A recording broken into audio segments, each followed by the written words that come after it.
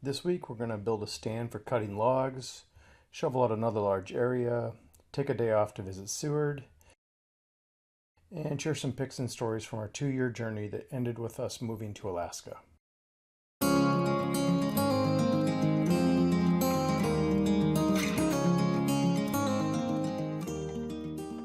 We only have 11 days until our lease runs out on the rental we're in.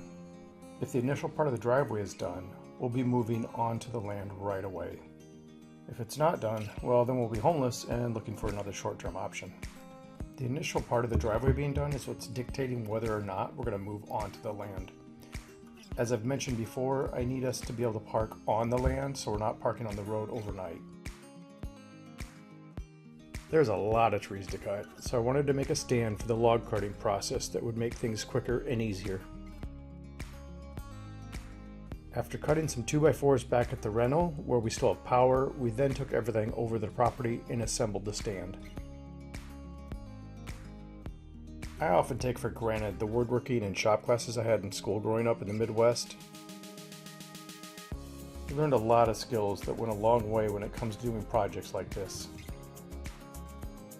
And although I take it for granted and learned it very young, anyone can really learn to do these at any age if they take the time.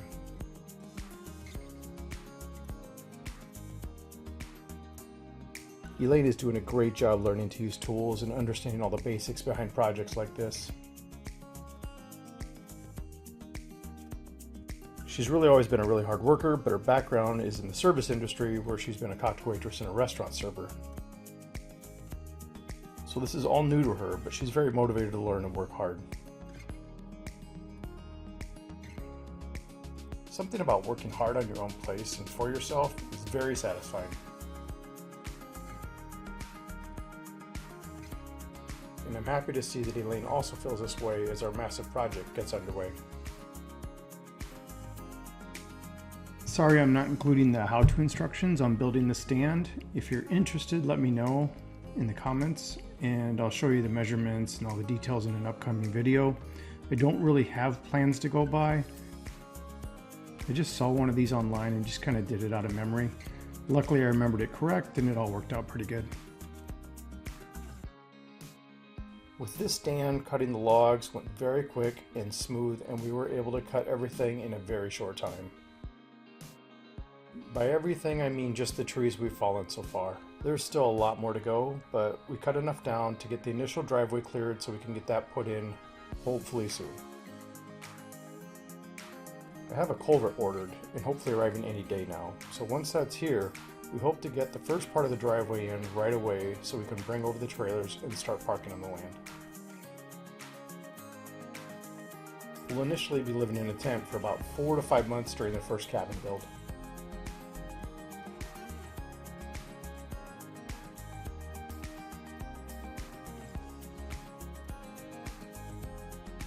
After taking a short break, I flew the drone up over the lake just for fun, and in the distance started hearing an engine of a small plane that sounded like it was climbing very hard. So I scanned around a little bit and found it doing some acrobatics.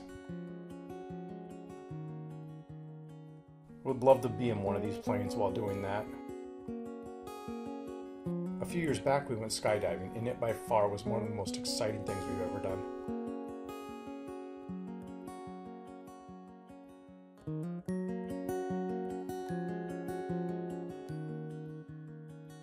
We also caught a shot of a bald eagle flying by. We actually see bald eagles every day here, but I thought it would be fun to show one flying around the lake by our place. Fun fact we learned since moving here, young bald eagles are all dark and don't get their white heads and tails until they're about 5 years old. Next on the agenda was digging out another large area. This is a lot of hard work and backbreaking. We'll be building a 12x16 platform next week and want to clear out a 16x20 area for that to sit on. Even though the temps are still flirting around freezing, we're ready to get our tent up and move in as soon as possible. The temperatures are still getting into the low 30s at night, but mostly in the mid 40s during the day, and that's just perfect weather for us to be in a tent. On Thursday, we took a day off. It was my birthday, and Elaine wanted to do something fun for me, so we decided to take a day trip to Seward. Seward is only a few hours away, but we've never been there.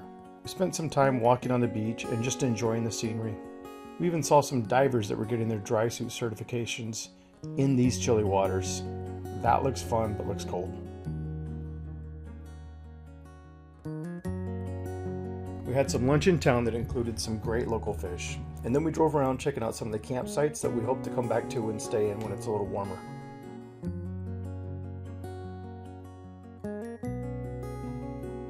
Seward is a very touristy summer town that has a cruise ship port and day trips to Kenai Fjords National Park. The town is named after William Seward, who negotiated the purchase of Alaska from Russia in 1867.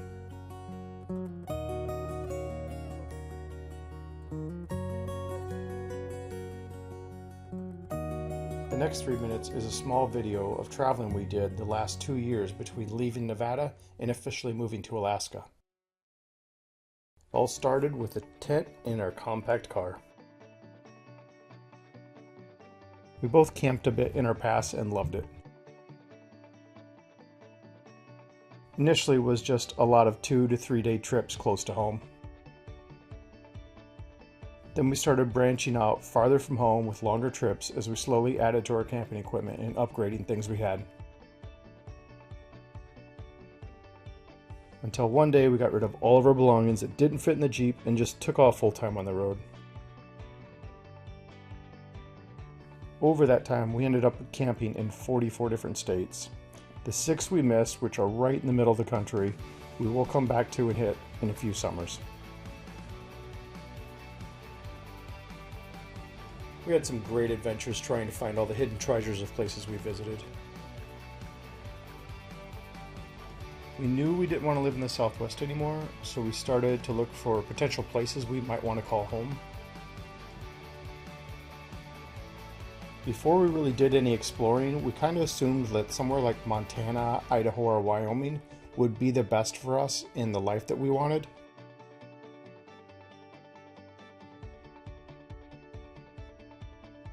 But once we got out there, the Upper Peninsula of Michigan on Lake Superior and Vermont were the frontrunners of the places we loved most.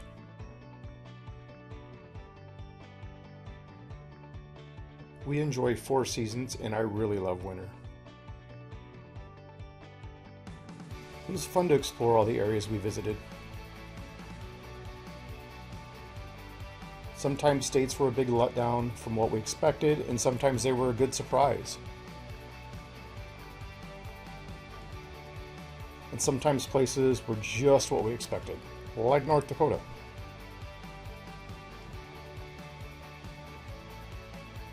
We wanted something where we could just buy some land and just do what we wanted, without any oversight and restrictions.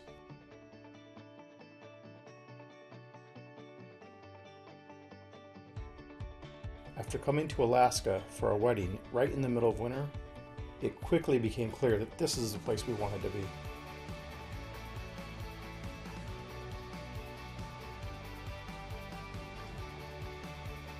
After our wedding, we took a 3-month trip through Taiwan, South Korea, and the Philippines. After getting back to the US, we decided to make our way up north with the intention of staying. We spent a month slowly working our way up and enjoying the Pacific Northwest. Once we arrived in Alaska, we spent 3 months exploring different areas in the state to see what was the right fit for us. Then in late October of 2023, we found it, the Kenai Peninsula, which is the place we now call home. Thank you for joining us this week. Next week we'll be back, and hopefully we'll have good news about the driveway going in and the tent platform will be going up.